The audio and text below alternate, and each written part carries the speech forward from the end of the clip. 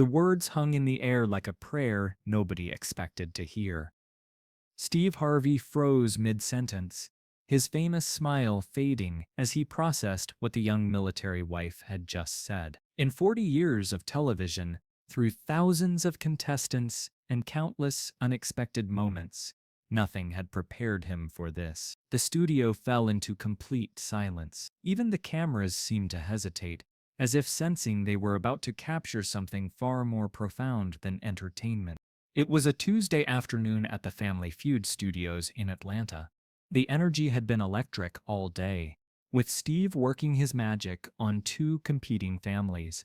The Chen family from San Antonio, Texas, faced off against the Rodriguez family from Miami, Florida. Standard setup, standard energy, standard laughs.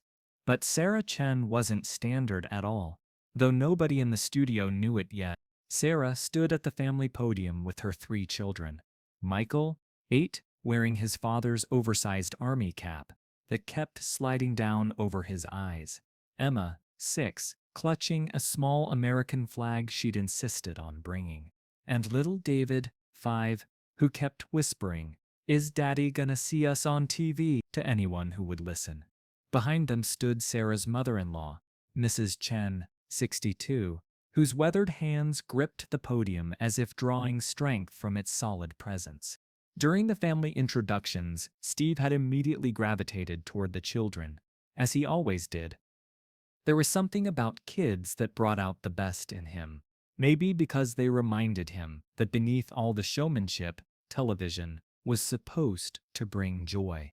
"And what do we have here?" Steve had asked, kneeling down to David's level. "You look like you're ready for business, little man." David had giggled and pointed to his mother. "Mommy says we're gonna win money for Daddy." Steve had smiled that warm smile that had endeared him to millions, but something in Sarah's expression caught his attention.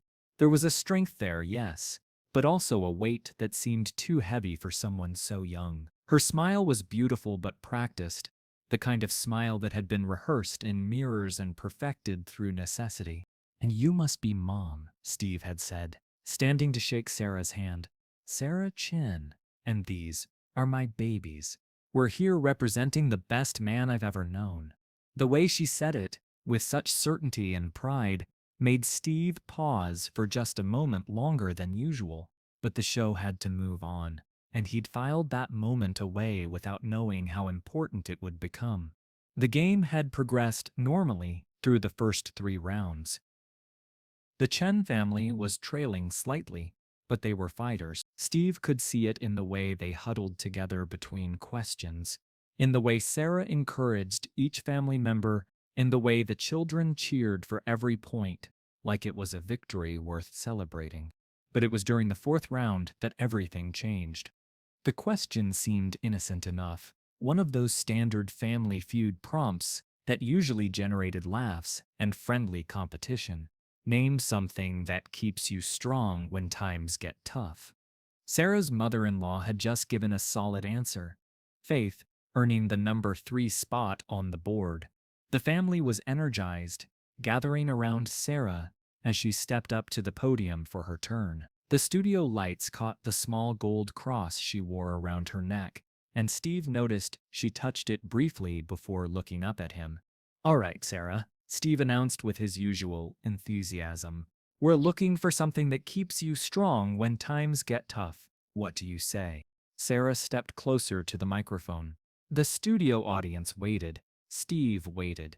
Her children watched her with the kind of adoration that only kids can have for their mothers. And then she said, "Letters from heaven." The words came out, clearly, confidently, but they landed in the studio like a stone dropped into still water. Steve's expression shifted immediately. This wasn't a typical Family Feud answer. This was something else entirely. "Letters from heaven?" Steve repeated, his voice carrying a mixture of confusion and growing concern. The audience murmured softly, unsure how to react. The board remained blank. Obviously, Letters from Heaven wasn't going to be on any survey, but Sarah didn't look embarrassed or flustered. If anything, she looked peaceful. "Yes," Sarah said simply, her voice steady. Letters from heaven. Steve set down his cards and walked closer to Sarah. In that moment, his entertainer instincts were telling him to make a joke, to keep the energy light, to move the game along, but something deeper, something human, told him to stop and listen. Sarah, he said gently, tell me about these letters. Behind the scenes, producers were frantically whispering into their headsets, unsure whether to cut to commercial or let this moment play out. But Steve had already made his choice. He was going to let Sarah speak. Sarah looked out at her children, then back at Steve. When she spoke, her voice carried a strength that seemed to come from someplace deeper than courage. My husband, Staff Sergeant James Chen, was deployed to Afghanistan 6 months ago. He used to write letters to the kids every week, telling them stories, reminding them to be brave, letting them know how proud he was of them. She paused, touching that gold cross again. He wrote dozens of them before he left, sealed them in envelopes marked with dates, one for every week he'd be gone. The studio was completely silent now. Steve felt his chest tighten as he began to understand where this was going. 6 weeks ago, Sarah continued, her voice never wavering, James was killed by an IED while helping evacuate civilians from a village outside Kabul. He died doing what he always did, protecting people who needed protection. Steve Harvey, the man who had built a career on quick wit and perfect timing, found himself completely speechless. The audience gasped audibly. Several people in the front row brought their hands to their mouths. The camera operators continued filming, but everyone understood they were witnessing something sacred. But here's the thing, Sarah said, and now her voice grew stronger, not weaker. Before he left, James wrote enough letters to last his entire deployment. Every Sunday, the kids and I sit down and open one of Daddy's letters. He's still telling them bedtime stories. He's still reminding them to brush their teeth. He's still saying he loves them. Those letters, they keep us strong because in them, James is still with us. Steve Harvey had hosted thousands of hours of television. He'd heard every kind of story, faced every possible situation a game show could throw at him. But this young mother, standing there with such dignity and strength, talking about letters from her dead husband like they were the most natural thing in the world, had just redefined everything he thought he knew about courage. But Sarah wasn't finished. The last letter is scheduled for Christmas Day, she said. James planned it that way. He said no matter what happened, he wanted to make sure he was there for Christmas morning, watching his babies open their presents. That's when Steve Harvey did something unprecedented.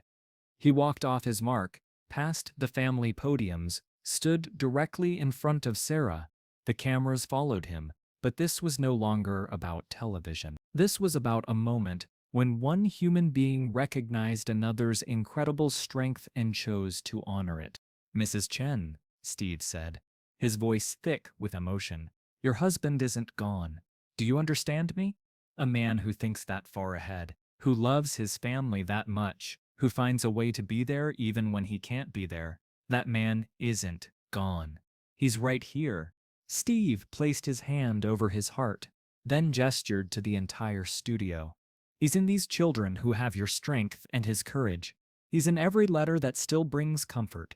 He's in the woman standing in front of me, who just taught this entire studio what real strength looks like.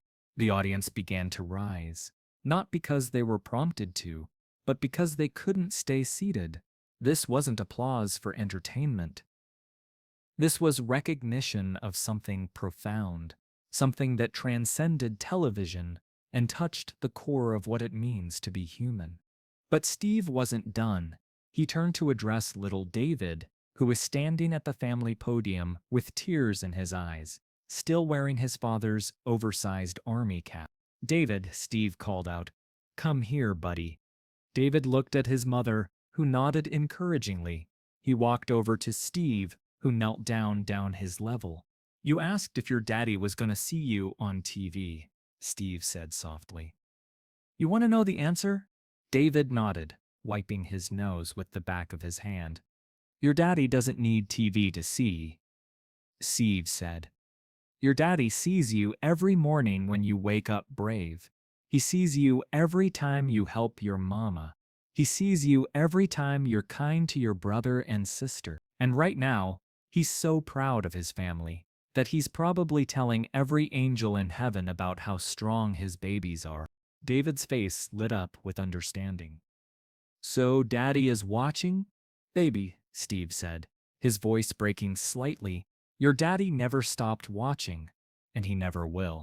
Then Steve did something that would define this moment forever.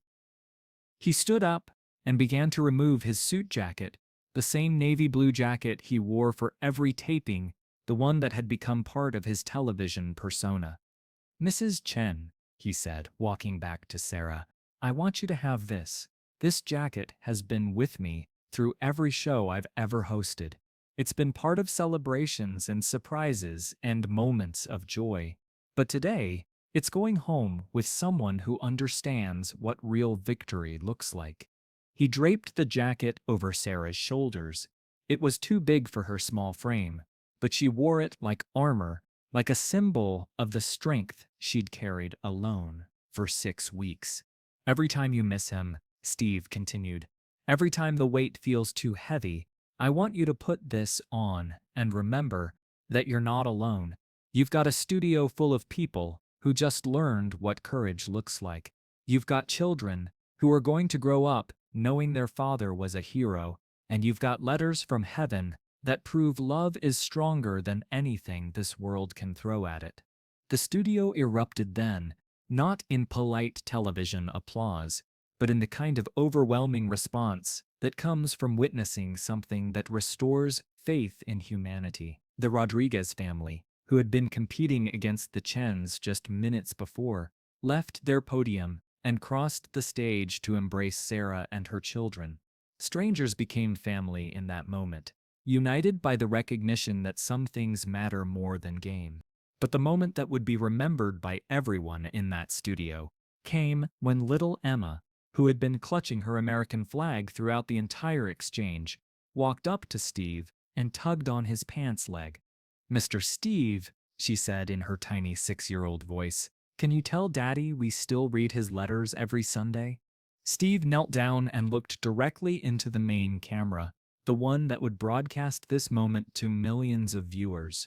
Staff Sergeant James Chen, he said, his voice carrying the weight of absolute sincerity.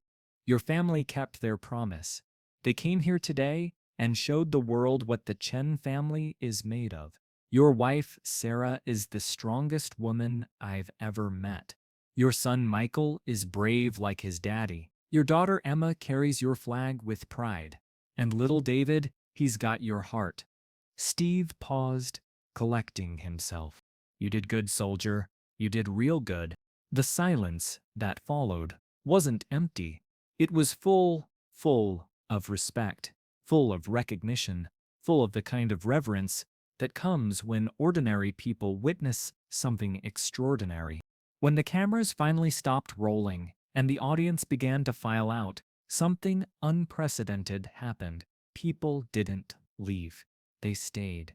They waited in line to hug Sarah, to tell her their own stories of loss and love, to share their own experiences with letters that kept them strong. The Rodriguez family, who had driven 8 hours from Miami to compete, told Sarah they were honored to have shared the stage with her family. We didn't lose a game today, the family patriarch said.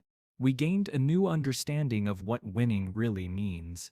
Steve Harvey, who had made America laugh for decades, learned something that day that changed how he approached every subsequent show. In interviews afterward, he would say, I thought my job was to entertain people. Sarah Chen taught me that my real job is to recognize the heroes who walk across that stage and make sure the world sees what I see. The episode, when it aired 3 months later, became the most watched Family Feud episode in the show's history. not because of drama or conflict, but because viewers recognized something authentic in a world that often feels manufactured. The letters from heaven became a symbol, inspiring thousands of military families to share their own stories of love that transcends loss. Sarah Chen never asked for Steve's jacket back, and Steve never asked for it. It became something more than clothing. It became a reminder that strength comes in many forms, and sometimes the strongest people are those who carry their grief with grace and their love with courage. The Chen family still gathers every Sunday to read James's letters. They still have 8 more to go before Christmas, and when that final letter is opened, they'll have the memory of the day when a game show became something sacred, when television became ministry, when a young mother taught the world that love really can reach from heaven to earth, one letter at a time. The jacket hangs in Sarah's closet now, next to James's dress uniform. 2 symbols of strength, 2 reminders that heroes come in many forms, some who serve in distant countries, some who carry on at home, and some who recognize courage when they see it and choose to honor it instead of entertainment. The producers kept every second of that episode's raw footage. It has never been released in its entirety, but those who have seen it describe it as television at its most honest.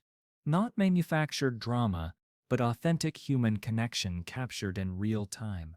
Steve established a tradition that day. At every subsequent Family Feud taping, one seat in the audience is left empty. They call it the hero's seat, dedicated to service members who can't be there, but whose presence is felt in every episode. 2 years later, when David Chen turned 7, he received a special package. Inside was a child-sized navy blue jacket, perfectly tailored to fit him. The note read, "From one strong person to another, keep reading those letters. Keep making your daddy proud. Uncle Steve." The Chen children still wear their father's letters close to their hearts, and now David wears Steve's jacket to every school event where he talks about his daddy. The cycle of strength continues, passed from a fallen soldier to his children, from a game show host to a family in need, proving that courage is contagious and love multiplies when it's shared. Because that's what happened that Tuesday afternoon in Atlanta. Entertainment stopped and humanity began. Steve Harvey learned that sometimes the most powerful thing you can do is simply acknowledge someone's strength and let them know they're not carrying it alone. And in a world that often feels divided, Sarah Chen proved that some things unite us all: love, loss, and the letters from heaven that remind us that neither time nor distance can diminish what really matters.